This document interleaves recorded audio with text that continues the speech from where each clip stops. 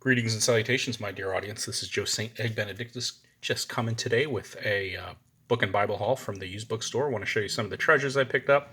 Going to make for some good summer reading. I want to give a shout out to my pal Mike and to all the visionaries and mystics out there. Let's just jump right in. All right. So I picked up a few books at the thrift store. I usually only get things for like 50 cents or $1, but you have to spend over $10 to use your credit card, and I had zero cash, so I had to build up my library. I thought that some of these finds are pretty good. Some of them are neat. Some of them I always wanted, and so here goes.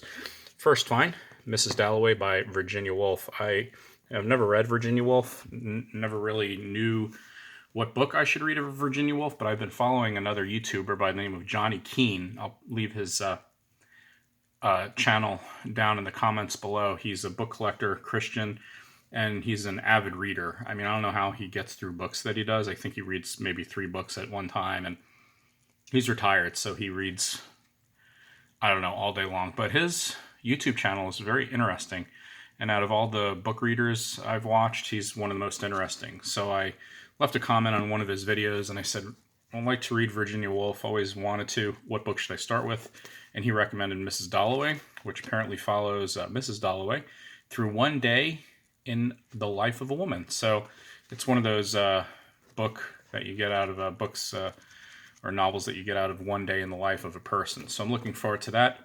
Picked it up for a mere 25 cents. I mean, you can't beat that. It's pretty awesome. All right, book number 2 has a little bit more charm to it, a little more personality. This is the writings of Harriet Beecher Stowe by Houghton, Mifflin and Company. Riverside edition. This is actually one volume of a multi-volume set of the writings of Harriet Beecher Stowe, but look at how cool this book is. First of all, it was a $3 book, and it has some wear and tear, but the reason why it has wear and tear is because it's published in 1897.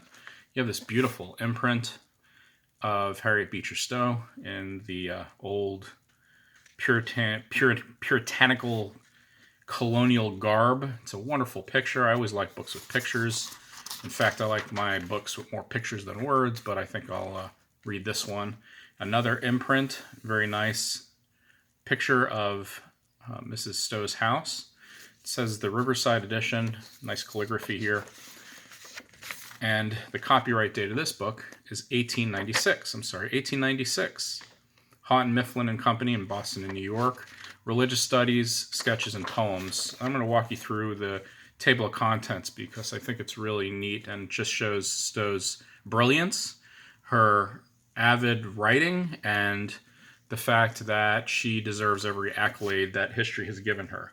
First of all, the original publication date was 1855, then through several printings, 1896, to land this copy.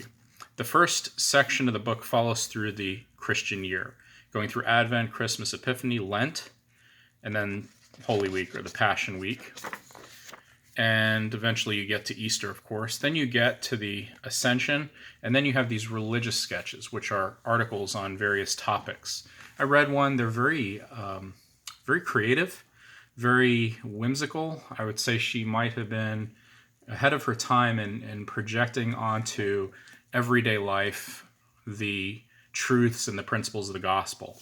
And then you have her poetry at the end. So I am looking forward to reading through this. I think it's a really nice copy. It's in good shape. It's not damaged or anything. I mean, it's old, obviously, being as old as it is, over 100 years old. But the pages are holding well when I flip through it. It is sewn, and I could see the signatures.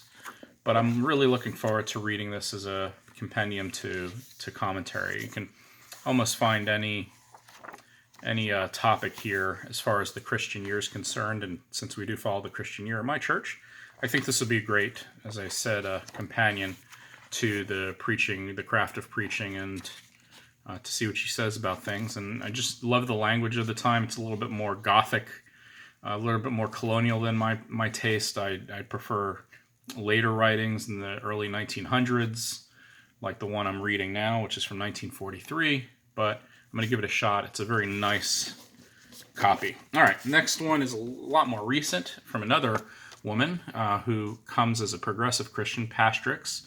The Cranky, Beautiful Faith of a Sinner and Saint, Nadia Bolz-Weber. This is her memoir. I've always wanted to pick this up and finally pulled the trigger. I believe the copy was only $1, yeah. And it's a memoir of this pastor, Nadia Bolz-Weber. I believe she's Episcopalian. I'm trying to think where she is. I think she's in, I don't want to say St. Louis, but Denver, Colorado, Mission Church. It's Evangelical Lutheran Church of America. I'm sorry, I thought she was Episcopalian. ELCA Church in Denver, Colorado. And this is her best-selling book. Put her on the map as far as being a voice for progressive Christianity, and someone I've followed here and there, and a book that I'm very interested in reading. Memoir that, as I mentioned, always wanted. Next book is a little bit more of a big tome. I picked it up there. They had 2 copies of this for $8. This put me over the $10 mark. The Room Where It Happened. I want to be in the room where it happened. The room where it happened. The room where it happened. By John Bolton.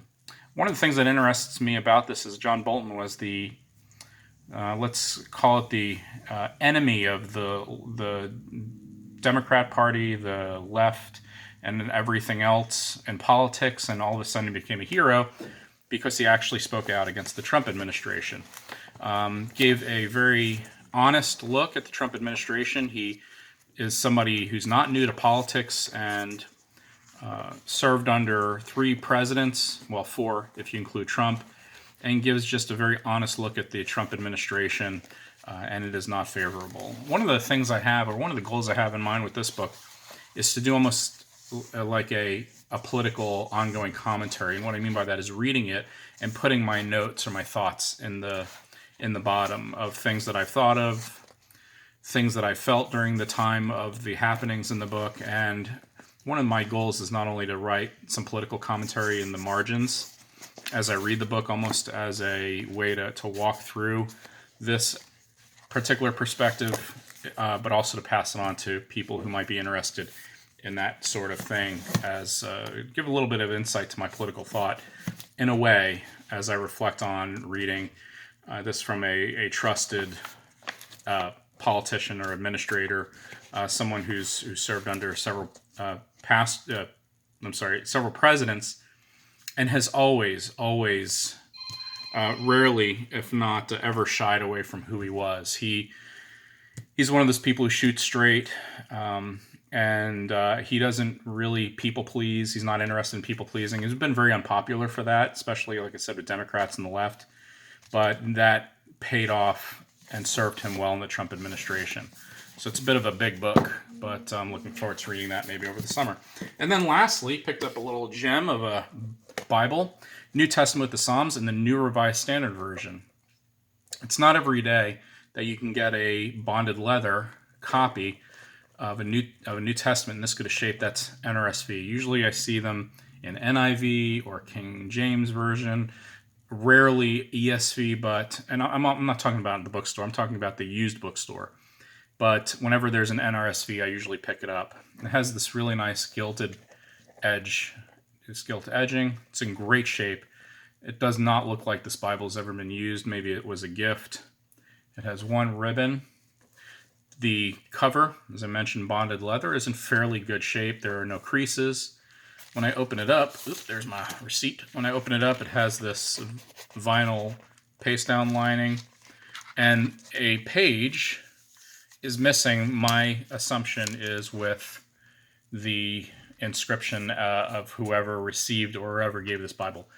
I'm not a big fan of that. Leave it in. I want to see the history of the Bible. I want to see who it was given to, who it's from. Some people are more private than I am, but it's one of the things that I appreciate. So to have this page ripped out is really a little, it makes it less of a treasure than it could be. 50 cents is the asking price from Thomas Nelson Publishers. Words of Christ in red. That's another unusual thing for the New Revised Standard Version. It's hard to find any NRSV with the words of Christ in red. It's more of a Nelson thing than an NRSV thing. The copyright on this, it looks like 1990. So not too long after the NRSV came out. So let's take a look through here. We have a guide to pronunciation to the reader. That's the standard fare. And then, let's see. So there's your book. It's double column, as you can see. It has the footnotes on the bottom right-hand corner. It has been written in. So it has been used, maybe in church. So it's not that it hasn't been used. It doesn't seem very broken in as far as wear and tear goes. It's nice, clean, and clear copy. The red is very faint, and what I mean by that, it's a very subtle red. It's almost like a brown, so it's not harsh on the eyes. It is easy to read. The ghosting is okay, but it is line matched. So I don't know if you can see that. It's line matched. The ghosting's all right, but what do you expect with a New Testament pocket edition? All right, I'd like to see if the next book starts on the next page. So let's give it a shot. You can see there's some underlinings here. So again, somebody did use this for either personal study or to take it to church. And then the new books just start right where the next book lets off. So I haven't really looked through this as far as notes are concerned. Here's a little note. So it is pretty well used in that respect. But again, looking at it and purchasing it right off the shelf, I would not have guessed that this is something that would have been used often. But I have been proven wrong before, and the notes in here prove that somebody did lovingly write some notes in here. And why they gave it up, I don't know. Here are the Psalms in the back.